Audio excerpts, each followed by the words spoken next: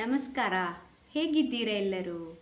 ಎಂತ ಗೊತ್ತುಂಟಾ, ಇದು ಕಬ್ಬಿಣದ ಬಾಣಲೆ ಕಾವಲಿ ಎಲ್ಲ ಉಂಟಲ್ಲ, ಅದು ನಾವು ತೊಳೆದು ಹಾಗೆ ಇಟ್ಟರೆ ತುಕ್ಕು ಹಿಡಿತದಲ್ಲ.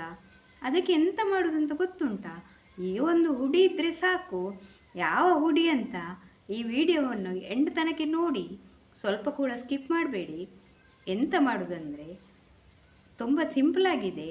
ಇದು ಕಾವಲಿಗೆ ಸಾಕ್ತದೆ, ಕಬ್ಬಿಣದ ಕಾವಲಿಗೆ ಅಥವಾ ಬಣಲೆಗೆ. ಎಂತ ಮಾಡಬೇಕಂದ್ರೆ, ಇದು ನಾವು ಎಷ್ಟು ಚೆನ್ನಾಗಿ ತೊಳೆದಿಟ್ಟರೆ ಸಹ ಅದು ತುಕ್ಕು ಹಿಡಿತದೆ. ಅದಕ್ಕೆ ಎಂತ ಮಾಡಬೇಕಂದ್ರೆ, 1 ಚಮಚ ಅರಶಿನ ಹುಡಿ, ಇದೇ ಥರ ಸೇಮ್ ಕಾವಲಿಗೆ ಸಹ ಹಾಗೆಯೇ ಈ ಇದನ್ನು ಮಾಡಿ ನೋಡಿ ಆಯಿತಾ ಮನೆಯಲ್ಲಿ. ಅದಕ್ಕೆ ಸ್ವಲ್ಪ ಆಯಿಲ್ ಹಾಕಿ, ಯಾವುದೇ ಆಯಿಲ್ ಸಾಕ್ತದೆ, ಅದನ್ನು ಚೆನ್ನಾಗಿ ಆಯಿಲ್ ಹಾಕಿ ಚೆನ್ನಾಗಿ ಅದಕ್ಕೆ ಅಪ್ಲೈ ಮಾಡಿ, ಚೆನ್ನಾಗಿ ಅದರ ತುಕ್ಕು ಹಿಡಿದ ಅಂಶ ಎಲ್ಲ ಇದಕ್ಕೆ ಸವರಬೇಕು, ಸೈಡಿಗೆಲ್ಲ ಚೆನ್ನಾಗಿ ಆಯಿತಾ. ಕಾವಲಿಗೆ ಸಹ ಅದೇ ಥರ ಮಾಡಿ. ಇದೇ ಥರ ನಾವು ಎಷ್ಟು ಚೆನ್ನಾಗಿ ತೊಳೆದ್ರು ಸಹ ಅದು ನಾವು ಹಾಗೆ ಇಟ್ಟರೆ ತುಕ್ಕು ಹಿಡಿತದೆ. ಮತ್ತು ಇನ್ನೊಂದು ಸಲ ಯೂಸ್ ಮಾಡಲಿಕ್ಕೆ ತುಂಬ ಕಷ್ಟ ಉಂಟು ಅಲ್ವಾ. ದೋಸೆ ಕೂಡ ಇದೇ ಥರ ಆಗ್ತದೆ, ದೋಸೆ ಕಾವಲಿ ಕೂಡ ನಾವು ಮತ್ತು ಯೂಸ್ ಮಾಡಲಿಕ್ಕೆ ಅದರಲ್ಲಿ ಏಳೋದು ಸಹ ಇಲ್ಲ ದೋಸೆ ಸರಿಯಾಗಿ. ಇದು ದೋಸೆ ಕೂಡ ಹೇಳ್ತದೆ ಈ ಥರ ಮಾಡಿದರೆ ಚೆನ್ನಾಗಿ ಆಯಿತಾ. ಆಯಿಲೆಲ್ಲ ಚೆನ್ನಾಗಿ ಇಳಿತದೆ ಅದಕ್ಕೆ.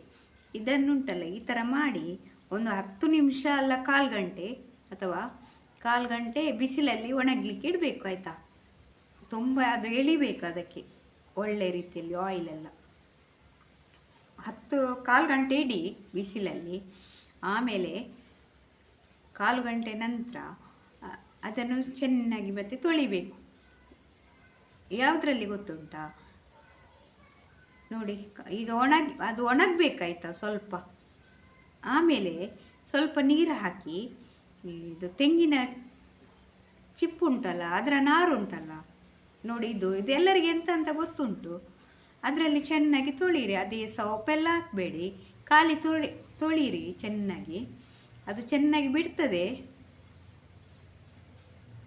ಚೆನ್ನಾಗಿ ಅದರ ಕಬ್ಬಿಣದ ಅದು ತುಕ್ಕು ಹಿಡಿದದೆಲ್ಲ ಬಿಡ್ತದೆ ಅದು ನೀರಲ್ಲಿ ಆಯಿತಾ. ಚೆನ್ನಾಗಿ ತೊಳೀರಿ, 1-2 ಸಲ ತೊಳೀರಿ ಚೆನ್ನಾಗಿ. ಇನ್ನೊಂದು ಸಲ ತೊಳೀರಿ ಅದೇ ಥರ. ಕಾವಲಿಯನ್ನು ಸಹ ಹಾಗೆಯೇ ಅದೇ ಥರ ತೊಳೀರಿ ನೋಡಿ. ಈಗೆಲ್ಲ ಬಿಟ್ಟಿತ್ತಲ್ಲ ತುಕ್ಕು ಹಿಡಿದದೆಲ್ಲ ಚೆನ್ನಾಗಿ ಆಯ್ತಲ್ಲ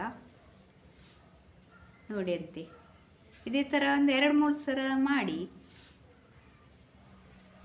ಆಮೇಲೆ ಉಂಟಲ್ಲ, ಇದೇ ಥರ ಕಾವಲಿಯನ್ನು ಸಹ ಹಾಗೆ ಮಾಡಿ,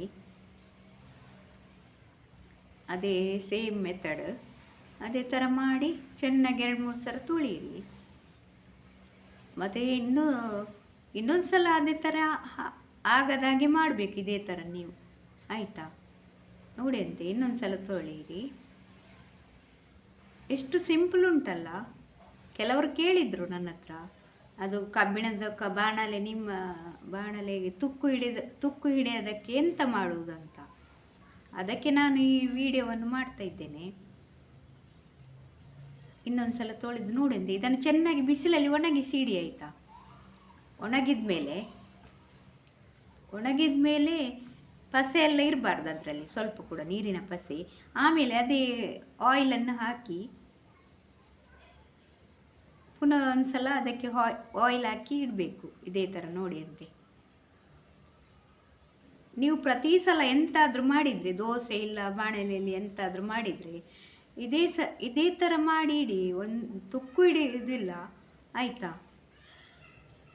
ಇದೇ ಥರ ಮಾಡಬೇಕು. ಖಾಲಿ ಬಿಟ್ಟರೆ ಉಂಟಲ್ಲ ತುಕ್ಕು ಹಿಡಿತದೆ, ಅದು ತುಂಬ ಕಷ್ಟ ಉಂಟು. ಮತ್ತೆ ಇದೇ ಥರ ಮಾಡಿ ಇಡಬೇಕು. ಮತ್ತು ಪುನಃ ಯೂಸ್ ಮಾಡುವಾಗ ಚೆನ್ನಾಗಿ ತೊಳೆದು ಮಾಡುವುದು ಅದರಲ್ಲಿ ಎಂತಾದರೂ ಆಯಿತಾ.